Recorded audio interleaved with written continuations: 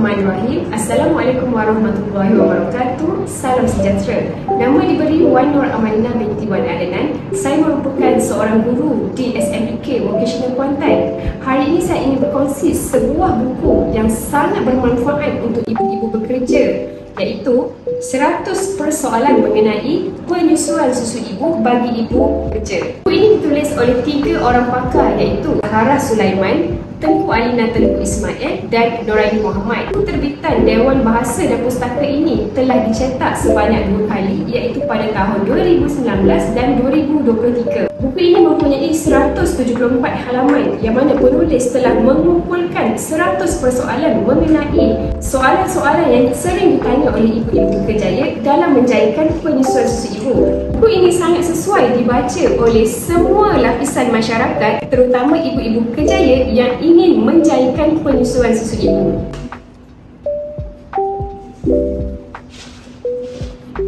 Kenapa saya memilih untuk mengulas buku ini?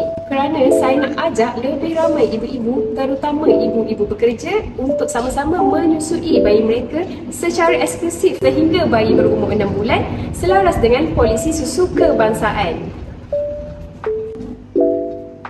Masih ramai yang tidak tahu bahawa pelbagai kajian tentang kebaikan penyusuan susu ibu telah dilakukan, yang mana penyusuan bukan sahaja untuk tujuan pemakanan, namun penyusuan juga mewujudkan hubungan ikatan kasih sayang yang tidak ternilai harganya. Samping dapat membantu untuk pertumbuhan, kembangan dan kesihatan optimum kepada bayi.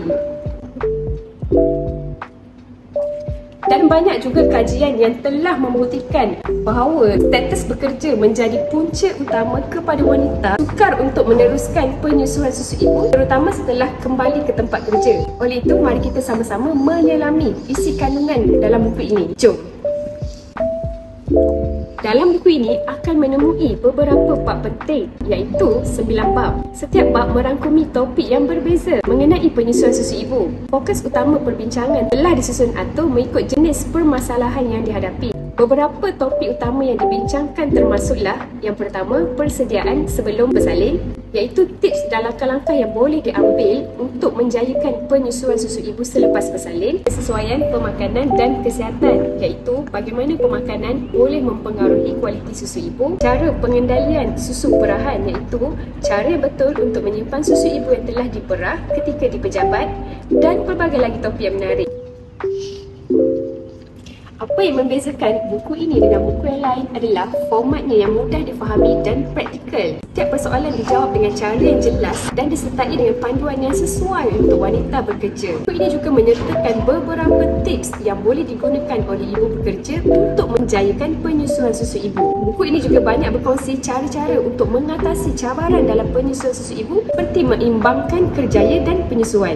Berdasarkan pengalaman saya, buku ini sangat berguna dan memberikan panduan yang sangat praktikal. Ia membantu ibu-ibu bekerjaya untuk merasa lebih yakin dan bersedia untuk menjalani proses penyusuan susu ibu. Panduan dan jawapan yang diberikan di dalam buku ini sangat relevan dengan situasi-situasi yang dialami oleh ibu-ibu bekerja di luar sana. Jadi, jika anda seorang ibu bekerja yang mencari panduan lengkap bagaimana untuk menjayakan penyusuan susu ibu, terutama ketika di tempat kerja, saya sangat mengesyorkan buku ini. Penyusuan susu ibu adalah hak setiap bayi. Jom kita sama-sama menyebarkan kasih sayang melalui susu ibu dan memberi sokongan yang padu kepada ibu-ibu, terutama wanita bekerja, untuk menjayakan penyusuan. Selaras dengan tema Minggu Penyusuan Susu Ibu tahun yang lalu, mengupayakan penyusuan susu ibu, perubahan bermakna kepada bapa berkejaya. Semoga buku ini dapat memberi manfaat kepada semua ibu di luar sana. Semoga berjumpa lagi. Bye-bye.